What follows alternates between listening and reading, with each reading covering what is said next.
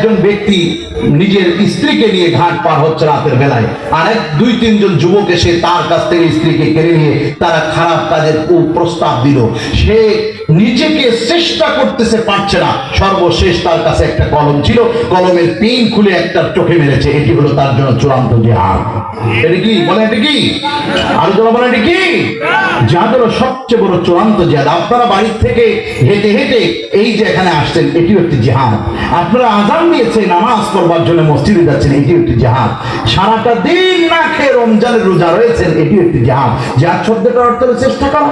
আপনি চেষ্টা করছেন, কিন্তু এই চেষ্টা, এই জিহাদের চেয়েও চূড়ান্ত জিহাদের নাম হলো আল্লাহর জন্য, আল্লাহর দ্বীন বাস্তবায়ন করবার উদ্দেশ্যে আল্লাহর রাস্তায় প্রাণান্তকর প্রচেষ্টা করা, মাল সম্পদ ইজ্জত ধন দৌলত সবকিছুর বিনিময়ে, এটি হলো চূড়ান্ত জিহাদ। যারা বলেন সুবহানাল্লাহ।